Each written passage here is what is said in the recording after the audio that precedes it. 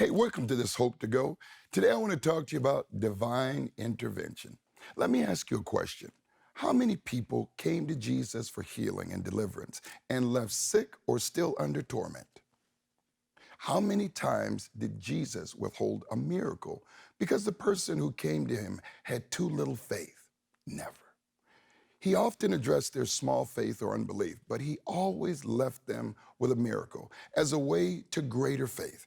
A great illustration of this is in Mark chapter 1, verse 40. And it says, "Now a leper came to him imploring him, kneeling down to him and saying to him, 'If you are willing, you can make me clean.'"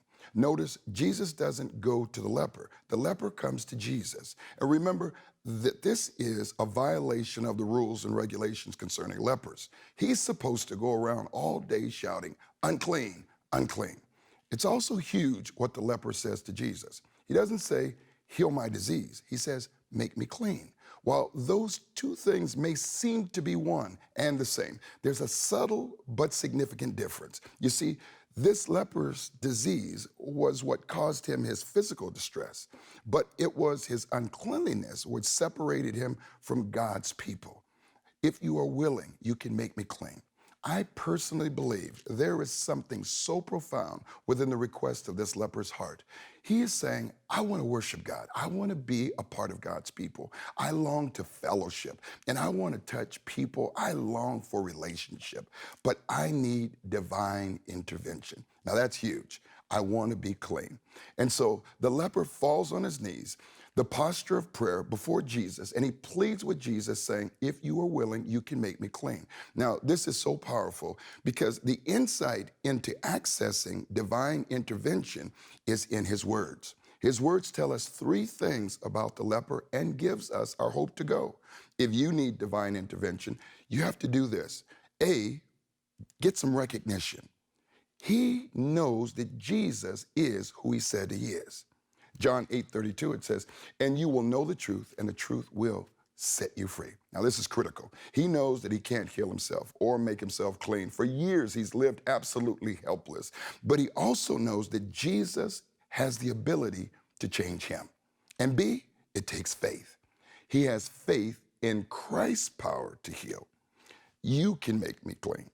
He believes with all of his heart that Jesus is the one person in the entire world who can cleanse him. Now, faith is so critical to every believer because everything you face in life, you face from God's perspective, unlimited ability, instead of from your perspective, limited ability.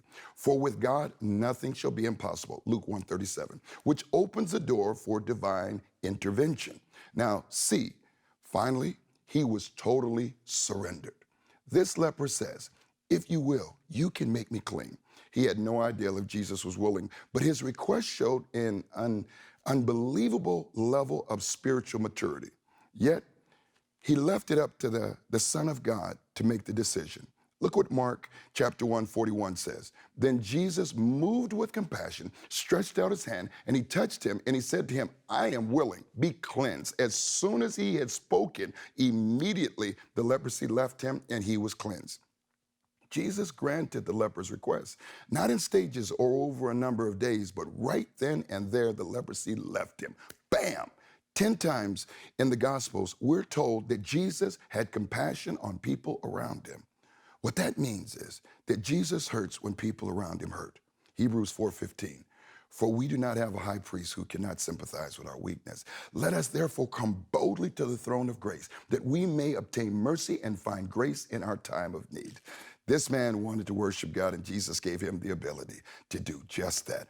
If you're in need of divine intervention, call the number on the screen or leave a message on Facebook. But most of all, turn it over to Jesus. And that's your hope to go.